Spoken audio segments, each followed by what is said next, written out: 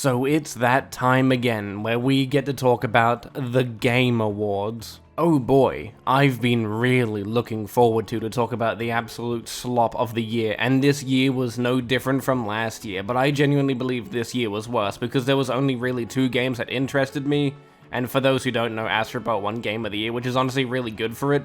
Maybe that will actually incentivize Sony to stop making movie games and wasting quadrillions of dollars on games like Concord. So, big ups to Astro Bot. I genuinely do think they deserved it. It was a really good game, and I genuinely can't wait to actually play it on PC. I am really hoping that it comes to PC, and this is more of an incentive to bring it out to more people that would actually enjoy the game. So, I do appreciate you guys winning. Hopefully you can change the mindset of what Sony does as a company. Now, let's move on to the 2 games that actually interested me, which was Elden Ring 2 Electric Boogaloo that's coming out next year, and the only other good thing there that I would really argue that's actually worth a damn is The Witcher 4. Now, it should be said we literally know nothing about The Witcher 4 still. There's not much to go off of. We just got a CGI trailer, and that was pretty much it, and we know that Ciri is the main character now, which was pretty obvious if you played Witcher 3. And this is coming from someone that's never played a Witcher game for more than 5 minutes. I'm not the biggest fan of this stuff, but even I knew that from all the people that have spoken to and have played the games. They pretty much saw this coming.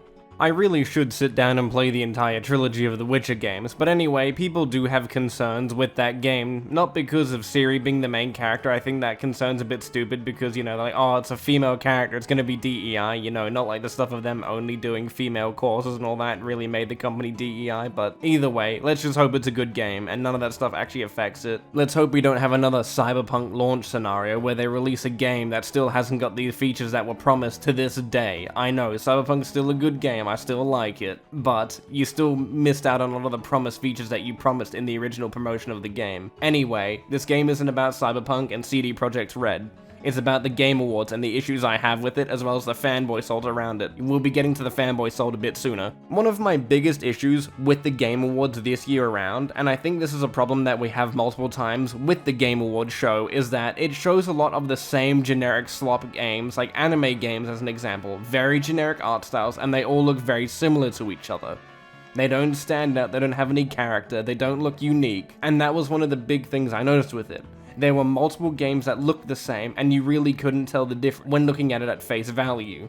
And it really led to this miserable experience of constantly feel like you were watching the same game with just a different trailer and a couple other things, right? A lot of smaller indie games that I necessarily don't care about, and a bunch of other DEI stuff that no one really should care about or support.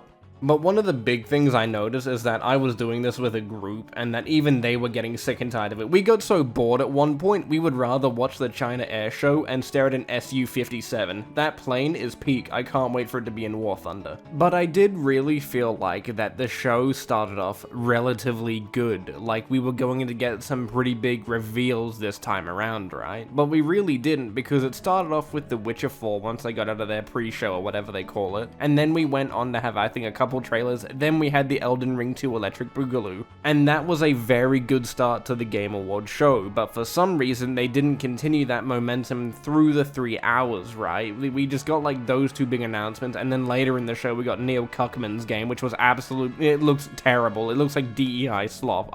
No one should support that. Neil Druckmann's a hack, and I'm thankful everyone's calling him out. And one thing that should be noted about their new game is that as soon as they released the trailer on YouTube, they turned off the comments straight away when it wasn't even getting actually bombed with dislikes, right? It was just, you know, it had a pretty good ratio, and then they started, you know, people disliking it after they realized, oh great, this game's gonna be another DEI game, and we're gonna get another garbage story like Last of Us 2. Anyway, I just wanted to say that. Also, here, take this meme about the main character from the game. So anyway, let's just move on to some fanboy salt. Let's just start off with my big funny Jimmy Neutron clone, Reforge. Suck it, haters. Keeley is king. He came out, he put on a great event, listened to feedback. All the people that were gunning for him in his event this year can suck it. It was a great event. It celebrated games. It's clearly showing that the game industry is not in trouble. We're not about to implode. We're not on a downward turn. We're on the cusp of probably having an even bigger year in gaming next year. Stop listening to the naysayers. Stop listening to the grifters. Stop listening to the rage baiters.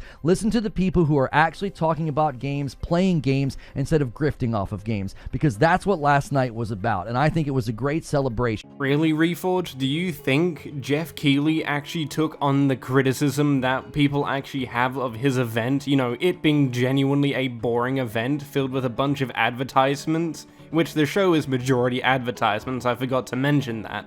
And this isn't mainly the game trailers that are advertising games, this is stuff like, you know, outside of it, stuff that, you know, as a gamer you don't really care about. You know, similar to the shit you'd see on YouTube ads. And I think one of the big issues is Keighley really overhypes each reveal, like, oh my god guys, you're not going to believe what this game is, it's gonna be really big, trust me bro, it's gonna be really big, and then he shows off Neil Cuckman's new game, and it's like, oh okay, wow, you made it sound like we were about to get GTA 6 gameplay, like, wow, Jesus Christ, man. I mean, then again, we don't really need GTA 6 gameplay, we can just look at the leaked gameplay from all those, like, what is it, year, 2 ago? I don't know how long ago that was. I do find it very comical that you're calling us grifters for not liking this shitty event.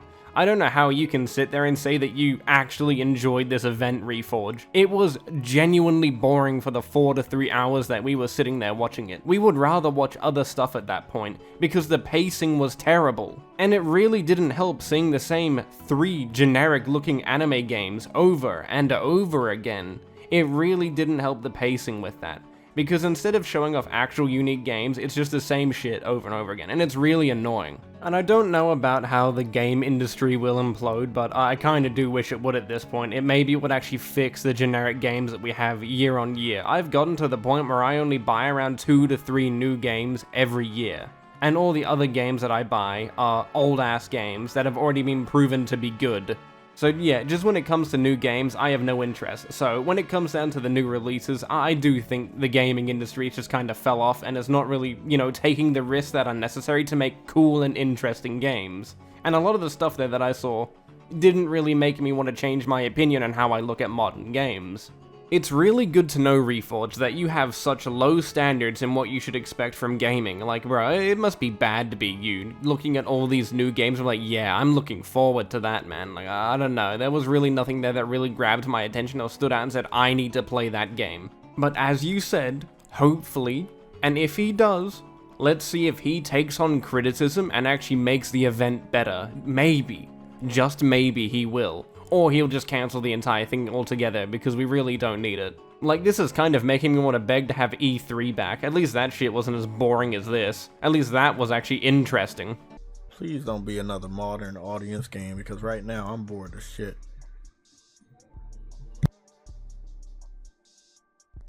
It says Sony. I see Sony right there for the record player. True Eddie, I see Sony on a record player. Oh, fuck. You sure it's not related to Naughty Dog? It's not, because they didn't show.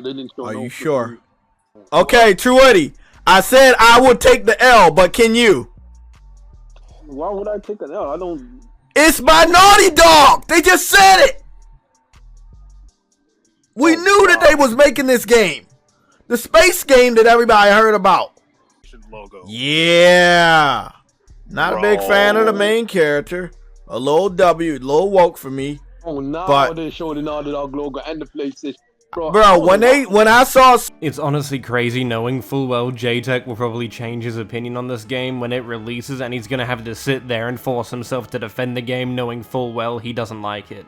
At least he has the common decency to call out the game for probably being bad. And then again, I don't blame him. After Last of Us 2, I wouldn't really trust Naughty Dog with any new IP, or let alone existing IP that they have under their belt. But it is very interesting for him to call out a game from a PlayStation studio when he's usually the one blindly defending them constantly on Twitter and making all these stupid posts saying how they're the greatest things ever.